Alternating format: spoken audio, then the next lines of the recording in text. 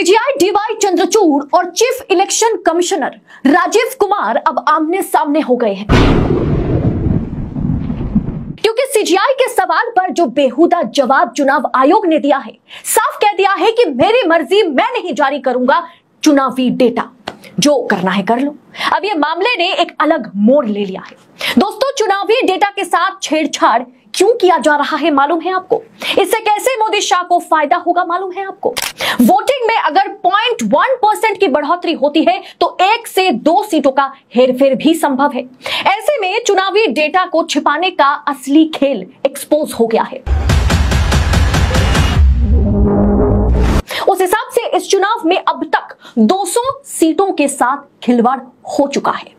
लेकिन कैसे हुआ है बताएंगे डिटेल में आपको, तो वीडियो को आखिर तक देखिएगा। लेकिन आप में से बहुत लोग हैं जो चाहते हैं, तो यूं ही मुंह उठा करके किसी को चोर नहीं कह सकते। सामने वाला ना राशन पानी लेके आप पे चढ़ जाएगा, लेकिन अगर वो नहीं चढ़े और मुंह छिपा के भागते रहे तो आसपास के लोग उसे और चोर चोर कहने लगते हैं। और अब यही हाल ना चुनाव आयोग का है, इलेक्शन कमीशन का है।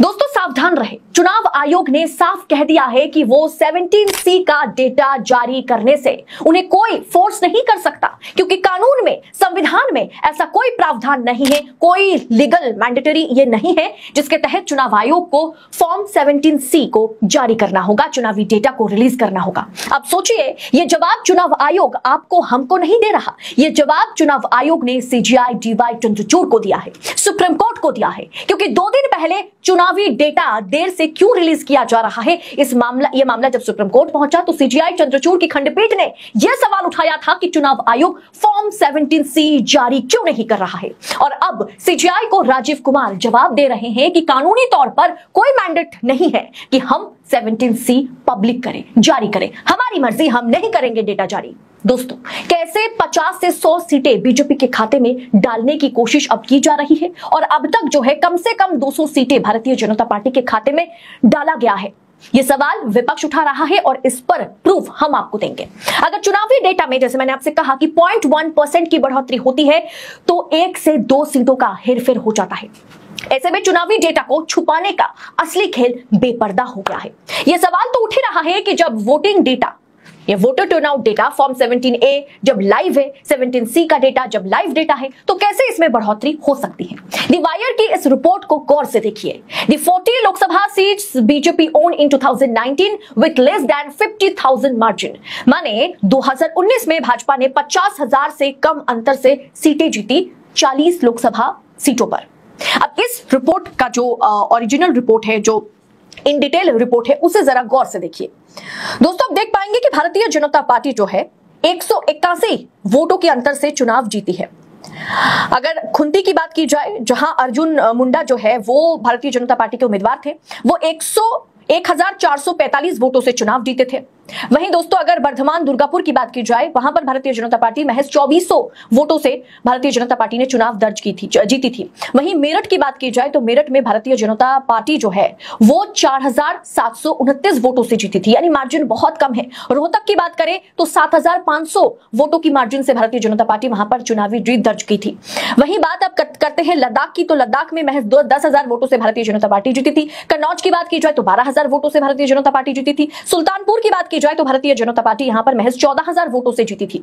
वहीं अगर अमेठी की बात की जाए तो अमेठी में राहुल गांधी को स्मृति ईरानी ने महज 55,000 वोटों से हराई थी। इसके अलावा दोस्तों, अगर रायगंज की बात की जाए तो वहां पर भी भारतीय जनता पार्टी 60,000 वोटों से जीती थी। फैजाबाद की बात करें तो 65,000 वोटों से जीती थी। यानी आप देख पा रहे होंगे किस तरह से 181 वोटों के अंतर से लेकर के 20, 40, 50,000 की वोटों के अंतर में भारतीय जनता पार्टी ने कम से कम 40 सीटें 2019 में जीती थी।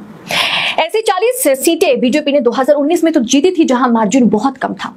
अब रातों रात किस तरह से वोटिंग यानी मतदान बढ़ाए गए हैं, उसे भी आप देख लीजिए। अरुणाचल प्रदेश की बात करें तो यहां पर कम से कम 1 लाख वोटों की अंतर जो है, जब वोटर टर्नआउट डेटा को रिलीज किया गया तो वहां पर पाया गया था। असम की बात करें तो दोस्तों, असम में 5,94,000 वोटों की अंतर जो है देखी गई। छत्तीसगढ़ की बात करें दोस्तों तो छत्तीसगढ़ में भी 71,000 वोटों की अंतर जो है वो देखी गई है, फाइनल डेटा जब जारी किया गया। इसके बाद मध्य प्रदेश की बात करें तो यहां पर दोस्तों 4,99,000 मतलब करीब करीब 5 लाख वोटों की अंतर जो है आखिरी वोटर टर्नआउट डेटा का जो फाइनल डेटा ईसीआई द्वारा जारी किया गया था उसमें पाया गया था। दोस्तों तमिलनाडु की बात करें तो यहां पर तो बड़ा घपला किया गया।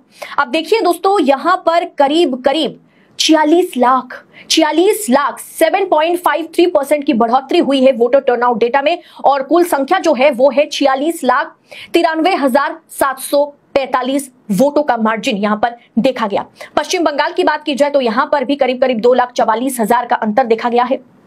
दोस्तों महाराष्ट्र की बात करें, महाराष्ट्र में चुनाव पूरी तरह से खत्म है। ये 5वें चरण का डेटा है जहां पर हमने देखा था किस तरह से करीब 7% की बढ़ोतरी हुई थी, और वोटर टर्नआउट डेटा जिसका अभी तक फाइनल डेटा आया नहीं है, वोटिंग खत्म होने के 3 दिन बाद बढ़ोतरी क्या हुई, 6,41,408 वोटों की अंतर जो है यहां पर देखी जा रही है।